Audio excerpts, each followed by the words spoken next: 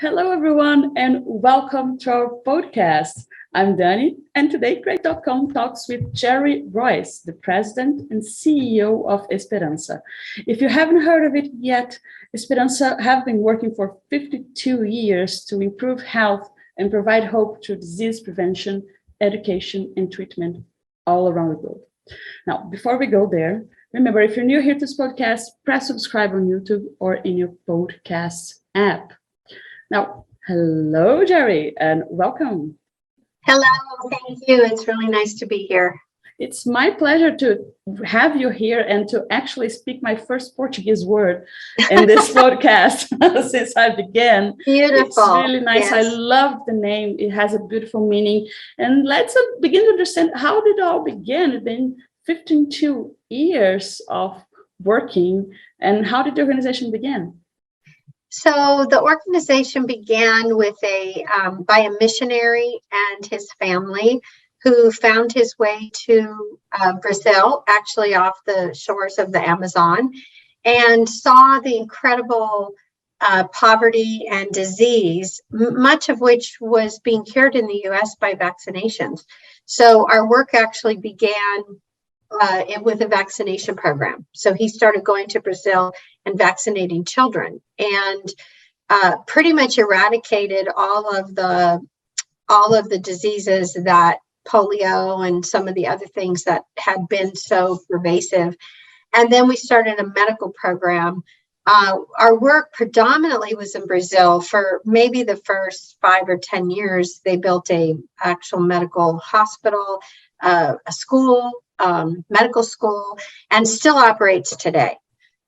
So Esperança has been doing this work for 52 years, for a small part of our history in Brazil, and then a bigger part of our history in other areas in Central and Latin America, and right here in Phoenix. So we were founded in Phoenix because the missionary's brother happened to be an attorney. So, when nonprofits start in startup phase, everybody pitches in.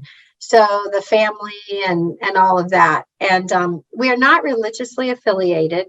We are a 501c3, and we operate, as I said, in sort of our outlier is Mozambique. So that's Africa. And then we operate in Bolivia, Nicaragua, Peru, and Ecuador. And we just added a new partner in Mexico, right in Rocky Point, which is like about 4 hours from Arizona. And then we operate right here in Phoenix. Wow, this is great. And well, I feel like I'm privileged to be talking about Brazil today. I really love, and as you were speaking, some of our history did come to mind.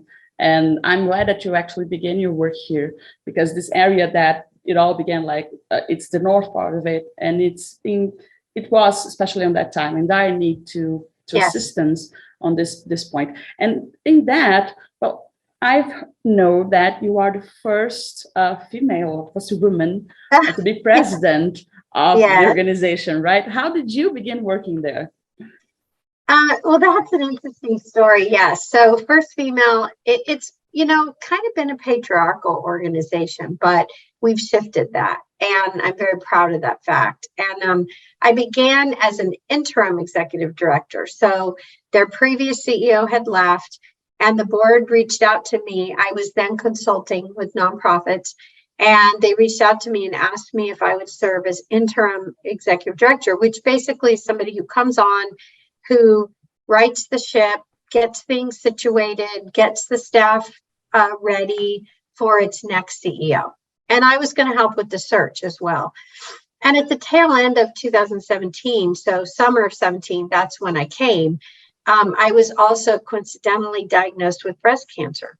So not only did I love the organization anyway, I remember this pivotal moment for me in my life when I was in treatment.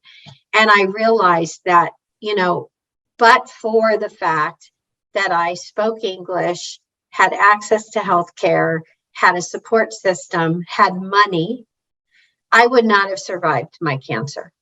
And we see women every day in the Phoenix community and in the countries where we serve whose cancer didn't get pre-screened, they didn't have regular checkups.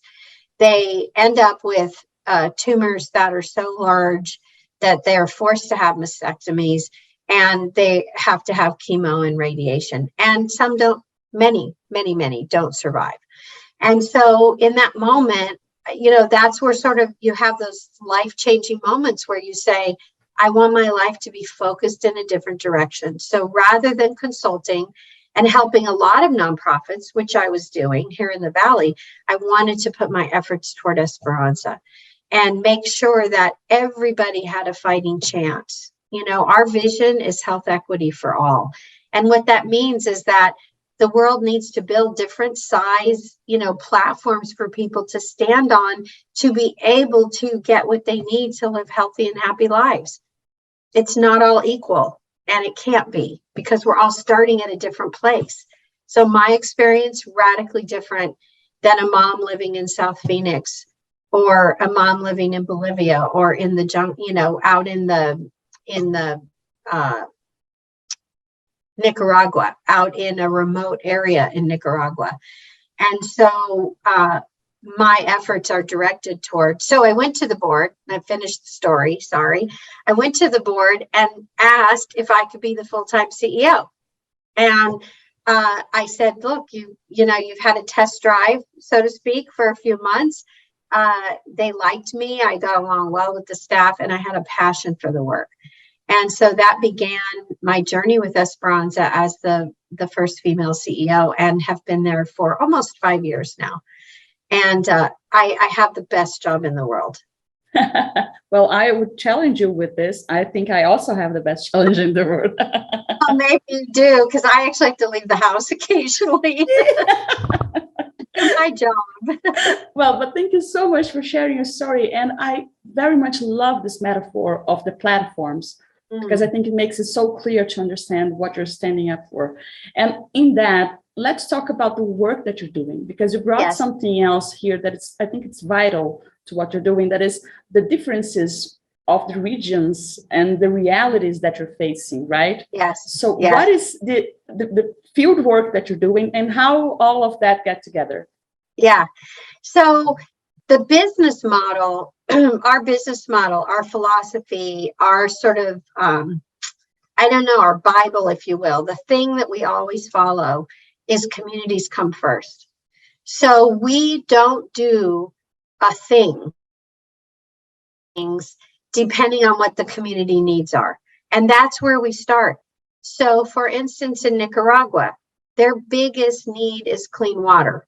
They have lots of needs in the remote areas of Nicaragua. Healthcare, of course, is a big one too.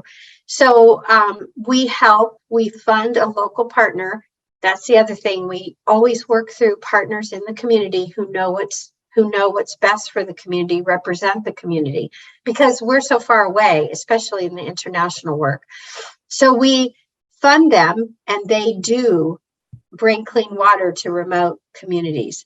They bring healthcare in the form of, we call them brigades, but they're really just volunteer doctors and nurses who get in a truck and drive 3 hours to a remote community, set up, a makeshift clinic in a church or somebody's home, and they provide primary care.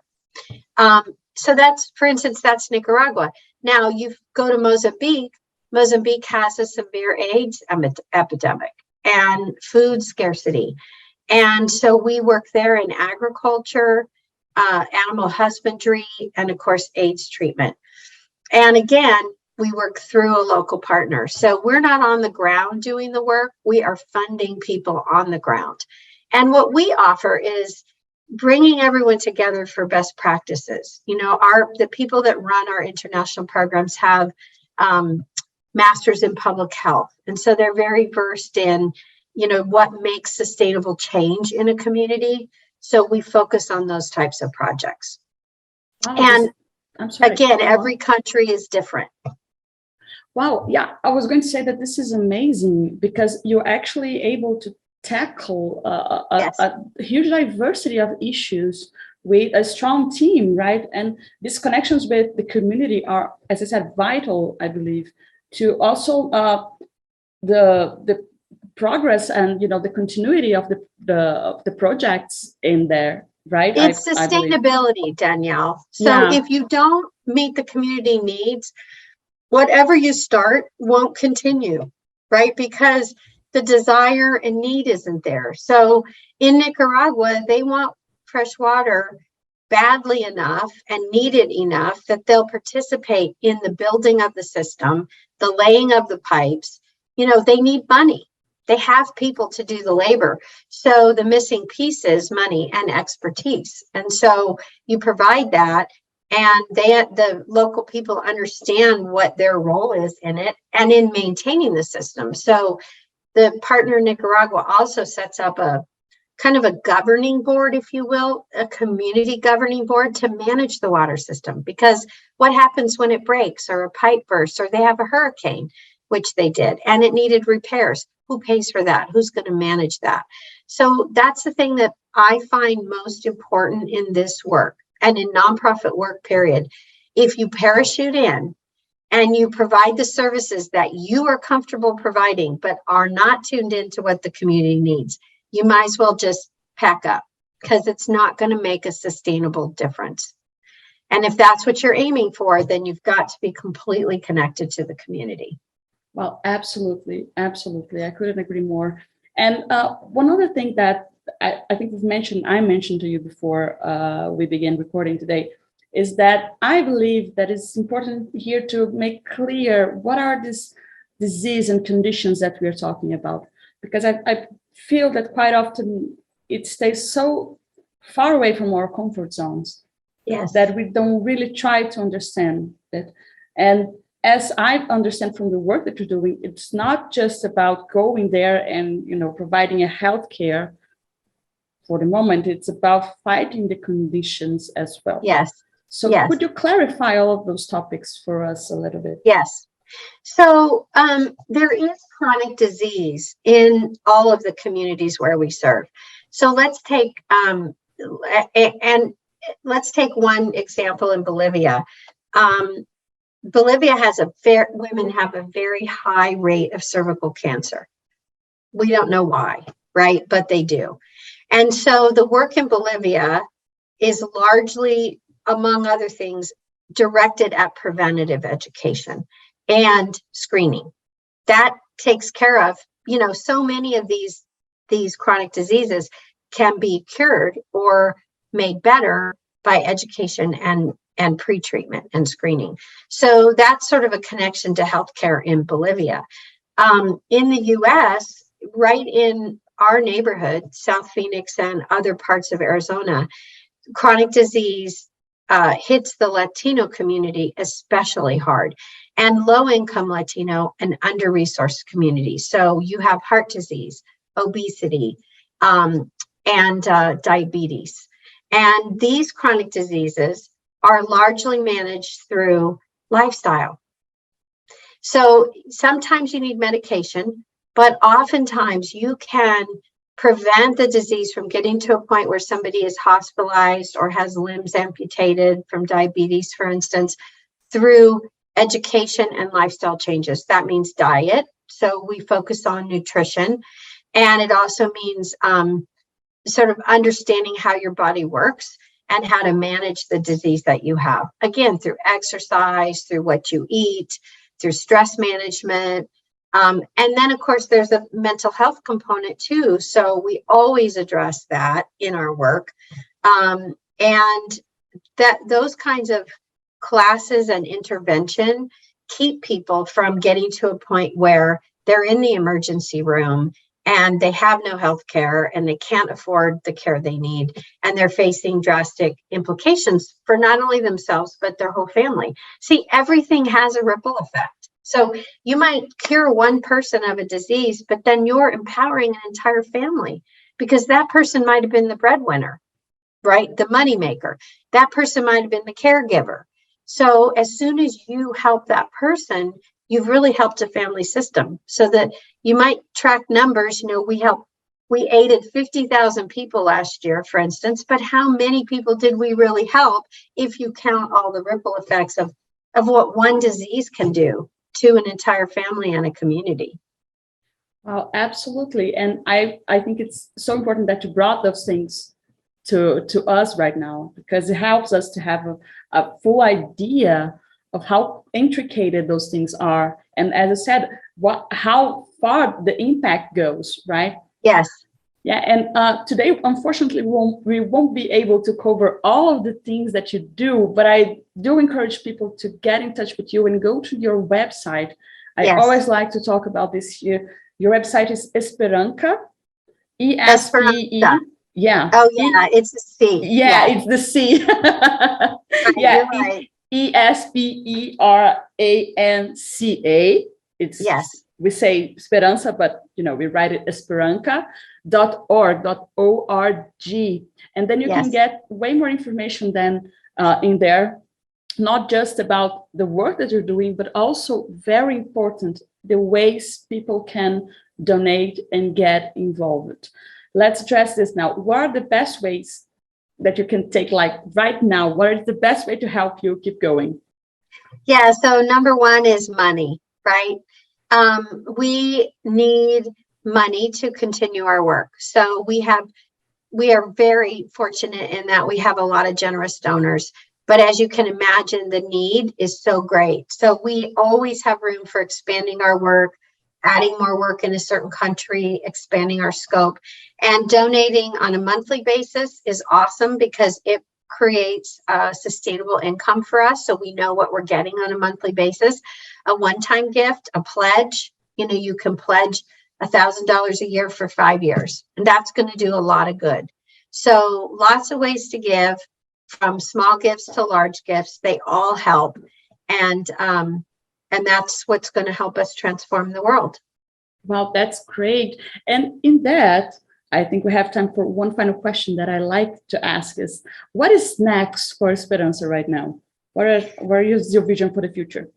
Yeah, so our vision is really, COVID slowed us down a little bit. So that before COVID, that was a different question. So we're looking forward to getting our full surgical teams schedule back. So we send surgical teams from the US to other countries, and we perform surgery from orthopedics to general surgery that we have going on right now in Peru. So we're looking forward to our vision is to get that back fully, 10 to 12 missions a year. And then to continue our work in the community where we live, expand our community garden, which we have right at our facility, and to increase the number of meals we serve to seniors. So it's doing more of the work we already do, finding new partners, new connections, new foundational grant funding, and really being clear about what our next step is based on the needs of the community. Well, that's truly wonderful. And I do hope that people get in touch, that they feel moved, and help you get there. Thank you so much for joining us today. I loved talking to you. It was a pleasure. Thank you, Danielle. I appreciate you very much. And thank you for what you do in the world. Oh, thank you. And for everybody listening, also, thank you for staying here with us one more time.